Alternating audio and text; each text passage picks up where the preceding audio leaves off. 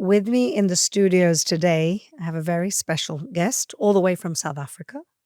His name is Regent Wayne Chami.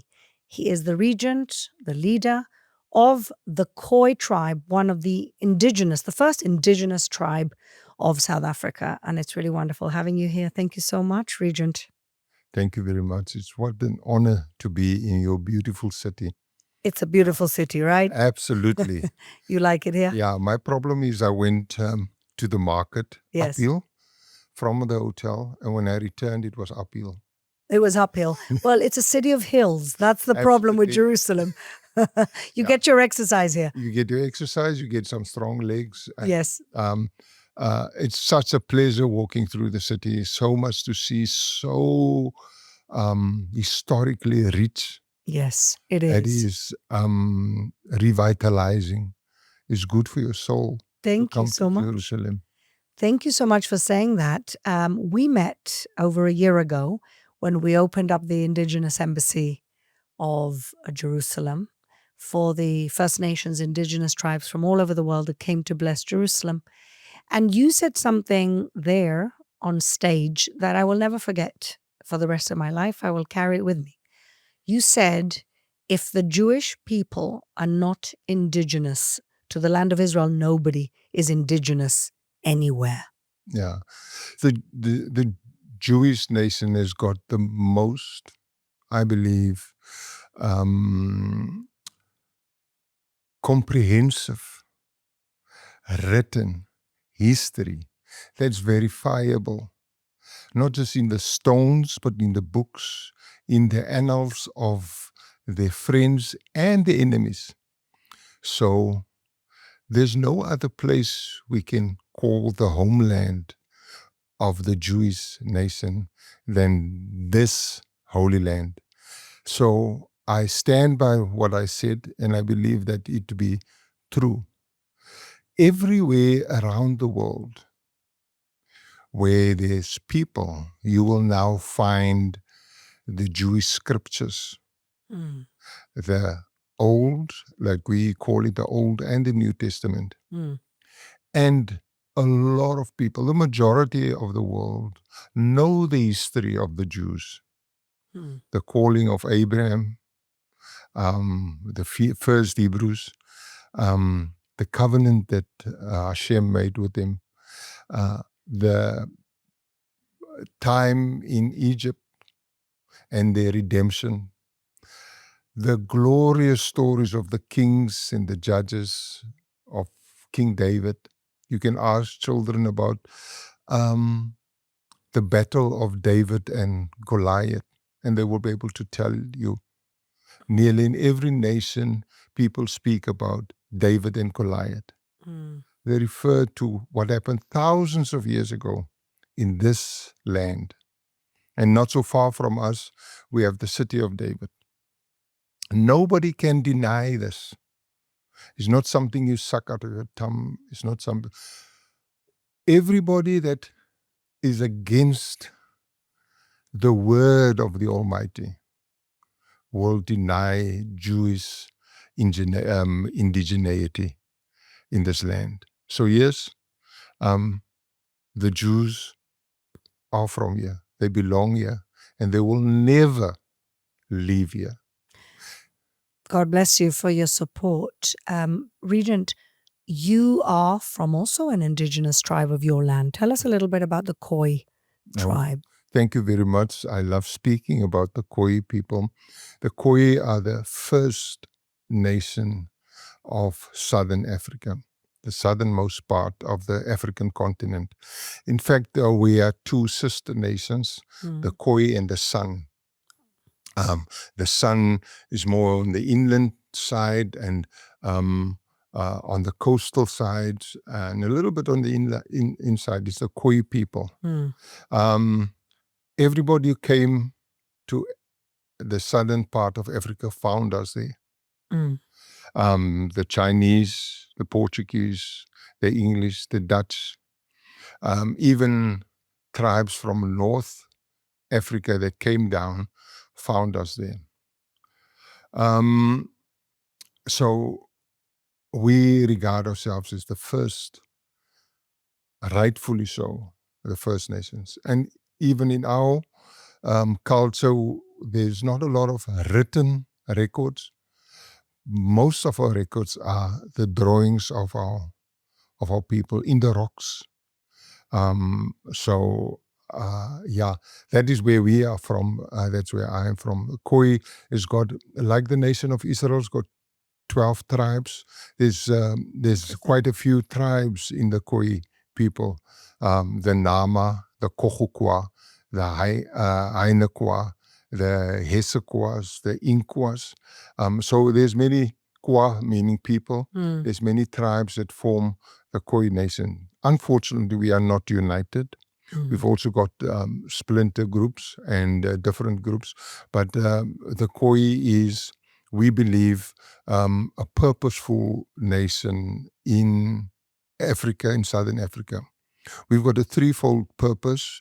As the first nation of the land, we believe that we have got a priestly function to intercede and pray for the land. The second function is we believe that we are the peacemakers or the reconcilers in the land, making peace between people. And thirdly, we believe that we are the stewards of the land, taking care of what the Almighty has given us, whether it's resources in the ground, living animals, plants, people.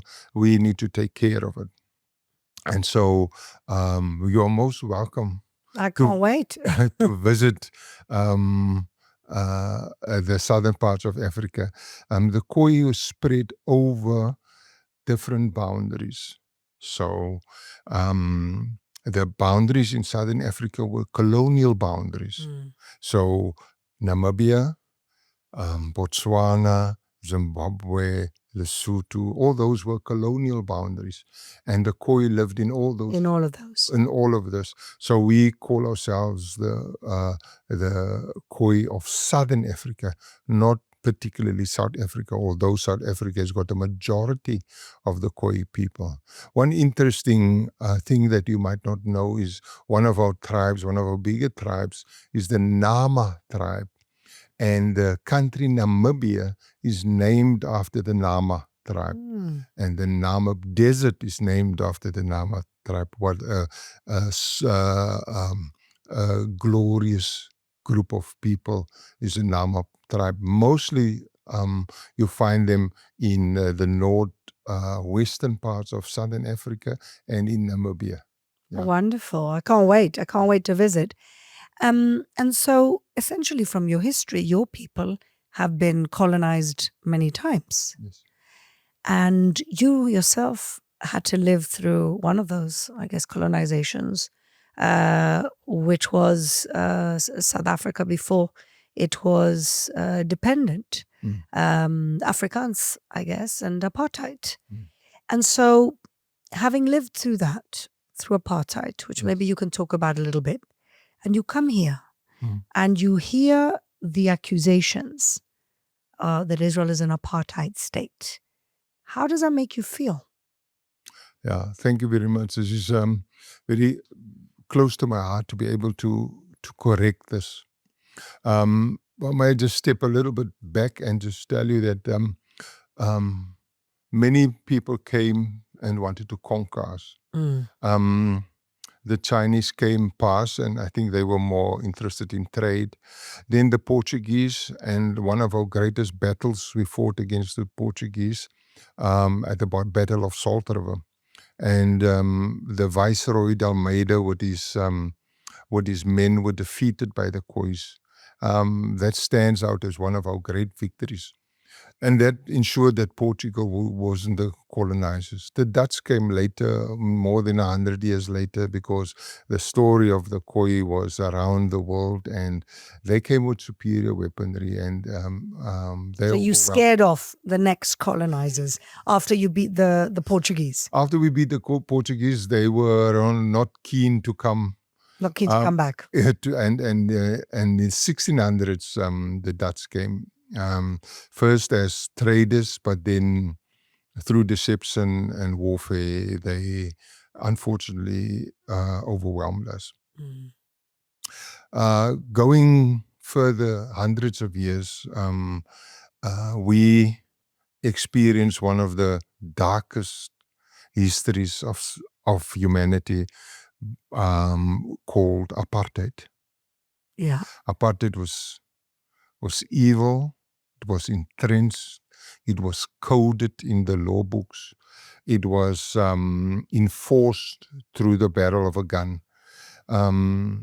It was removing the essence, the soul of a people based on the color of the skin. Was horrendous. It was economic warfare. It was psychological oppression. It meant that our people were degraded and our dignity was removed. We didn't have justice, equality under the law. Our land was possessed, removed from us through the Group Areas Act. The education system was against us. We had what we called gutter education. There were job preservations. So you could not follow a career of your heart. Everything was against us. You couldn't go as a non-white person to certain beaches. The elite beaches was for whites only. If you traveled in a bus or a train, you were clearly designated a place to sit, where the one side was for the whites and the others for the non-whites. The joke is that people could walk with their black dogs on the beach, but black people were not allowed. But apartheid was not a joke. It was a serious assault against God's creation. So I'm upset, I'm disturbed, I'm angry when people call Israel an apartheid state. They make light of our suffering, of our blood, of our insult against the heart and soul of the non-white South Africans, and not just the Khoi, the Indians, the black tribes were all insulted and degraded by the evil apartheid laws. What makes me angry is that that some black South Africans call Israel the apartheid state. Now, this is what I say. I say that if you call Israel an apartheid state, it means you've never been here. Right. Because anybody who's gone through apartheid would walk around here and would think, what? This is a We couldn't get our judges as lower magistrates. Here in Israel today, you've got Arab Supreme judges Court. in the Supreme Court. Yeah. Our people in the army, in fact, the Khoi, I'm very proud to say, the Khoi people are one of the brave soldiers. And when they were asked to track the enemy, they will find them. They were very good trackers. But if you had a Khoi sergeant, you will have to submit to a corporal if he's white. Right. So there was a glass ceiling constantly. Yeah. So in the IDF, you've got Muslim officers with Jewish commanding Jewish soldiers. Exactly. That's the point. So if you are from the Middle East and you call Israel an apartheid state, you have got no idea what apartheid is like. So I'm calling on my South African compatriots and say, come have a look. Come look at Israel. Come see how Arab and Jew live hand in hand together, work in the same company. In South Africa, you would never have a black doctor. Number one, it was against the law to go that route. So very few black doctors existed during the apartheid time. You will never have a white person going to a black doctor. In Jerusalem, Yeah. so many Jews go to Arab doctors. 40-50% of the doctors and nurses are Arab. Yes. So, no. Israel is not an apartheid state. In fact, there are other nations that you can call apartheid states where being a Christian will get you arrested and will get you victimized and even killed. Yeah. Not here. Here we see Muslims, Druze, Christians, and the Christians got all sorts of different Denominations. groupings. Yeah. Jews, the Orthodox, and the secular Jews living hand by hand, side by side, in peace. Apartheid didn't allow that. In apartheid, you could not marry, a white couldn't marry a black. So if there was a cross Mixed culture, race. a mix marriage, you would have to flee and go to England if the money and the love is strong enough and get married there. They even had an immorality act against, in cases where there was no marriage, no sexual relations between races. So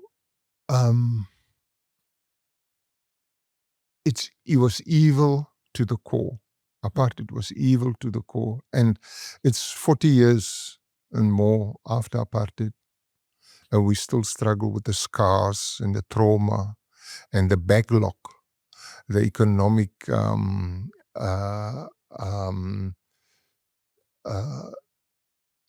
I guess marginalization of an entire and group of people. The economic, you are economically way behind those that were favored. Of course. Yeah. So I cannot even consider Israel to be an apartheid state. Yes.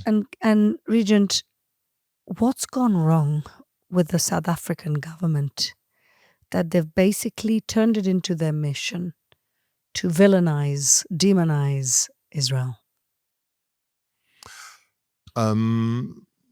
During the struggle for equality and the end of apartheid, we had some great leaders. Amongst Nelson Mandela, Ellen Busak, Trevor Manuel, great leaders. All right. What has gone wrong? Politics has become, the anti-apartheid struggle was grassroots, was down. But the main engine of anti-apartheid fight, the ANC, has lost the moral compass. They've become corrupt. When the ANC wanted to contest the previous elections, before then, they accused Israel of genocide. Was that part of their own political campaign? Would they get support from some parts of the population? Why? Well, I don't think that the majority of South Africans supported that. Right. South Africans claim in the last census to be about 80% of South Africans claim to be Christians. Okay. And they would want to have righteousness and justice. But let me just talk about Of the course. genocide issue. I was privileged to visit the slaughter site at the Nova Festival. Yeah. Painful, huh? So painful. It's hard. Because it's young people. It's I see faces. When I see those faces of those young men and women, I think it could be my family. Of course. And when I saw the videos that wasn't released on social media, it is utterly inhuman what happened there. So, one, I support Israel's right to defend themselves. If the government of Israel did not take the action to defend themselves, they would be negligent and not worthy of being a government. Right. Number two, I believe that you cannot live with a constant threat of terrorism on your doorstep. You need to make sure that it does not happen again.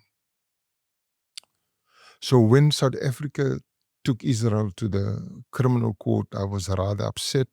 It bothered me. And I distanced myself and the Khoi people, that's part of my group, we've distanced ourselves from the South African government. We believe, and there's this alleged story that a foreign country gave them money and they became puppets of a foreign regime. So their moral compass is distorted. I mean, they're also mismanaging the country. It's not that this is the only thing going on. There's a lack of water. There's violence. The ANC was supposed to be the poster child of a new South Africa. They've messed it up. South Africa has gone backwards. There's more murders a day in South Africa than any time in the history of South Africa. Not even the apartheid regime killed as many people as there are murders in South Africa. The rand has lost its value from being 1-on-1 to the dollar. Wow. It's now 17 rands to the dollar. That's crazy. Yeah. So we are privileged to have some individuals who speak up, who point out to the mismanagement, the corruption, the crime of the ANC government. In some parts of our country, it is you are penalized if you employ Khoi descendants. Really? Yes. They see you as an enemy? They see you as a troublemaker? Part of the Employment Equity Act, right, which where the Khoi people are being classed as not the ideal percentage of people that needs to be employed in that specific area. So they're practicing some type of tribalism, classism, racism. Yes. Yes. So the ANC couldn't even manage their own political party. Mm. There was a time when they couldn't even pay their own members, their own. So instead of being the poster child, they've made South Africa gone backwards. Some people has gone forward, politicians and their cronies. The well-known Zondo Commission exposed a lot of corruption in South Africa. So they're not doing a good job. And after the accusation against Israel, ANC was higher than 50% of the vote. This time around, they're less than 50%. 65%. They were over 65%. In previous elections, some areas with 80% of the vote. So in this last election, they were less than 50% and they had to form a coalition government. I believe we've seen the end of ANC domination. You think so? Yes. When's the next election? There's an election in 2026. That's a municipal and provincial election. And then will be another election 2 years after that, which is the national election. If they do not repent and turn and make right what was wrong, it will be the end. It's more than 40 years, a trial period, 40 years time that they would have been governing. I don't see them changing. They've become radical, taking up affairs of other people instead of fixing their own trouble in their own backyard. They're not doing well. Mm. The ANC is not doing well. And what gives you hope, Regent Wayne? What gives you hope? My hope is in the Almighty. I trust that at the end, righteousness will prevail. Our victory is certain. The fact that we have got battles along the way should not discourage us, but I think we will overcome. I'm encouraged by South Africans that stand up. I must tell you also about the Jewish community in South Africa. Yes. We've got a very, very strong Jewish community. They are very, very influential, and they are a real benefit to the country. They are one of the big employers. You know, South Africa has got a huge unemployment problem. Mm. So they are of the big employers and household names. But unfortunately, anti-Semitism also rose his head in South Africa. There's a growing group or groups that are anti-Israel. And so we need to get the story out, the word out, the message out of the truth. I believe that the fight is not really against the Jews. The fight is to make sure that the promises of the Almighty does not happen. So you see this as a spiritual battle? I see this as a battle between the Almighty and Satan. If the Jews can be destroyed, it means that the Almighty's word is not true. Mm. If Jerusalem can be overrun, and it means that Israel is not the eternal home of the Jews. So the Jews are in the battle and are the ones that need to be destroyed by Satan in order for him to prove that the Almighty lies. But it's not going to happen. It's not going to happen because he cannot lie. It is impossible for him to lie. And I want to encourage the Jewish people that they should just hang on to him, even through the trauma of war and of the massacres, that they will find hope in the Torah, in the Tanakh. There are so many promises of him that he will take care of the Jews. He will take care of his people, that you are his chosen people. And nobody can take that away from you. Well, it's wonderful that we have allies like you to come here to the Holy Land, the Holy City, Jerusalem, to remind us. Because sometimes it's hard to see it from inside when you're in the middle of it. But to have a spiritual leader and a tribal leader like you to come here to give us encouragement and to remind us, to us, is extremely meaningful and strengthens us.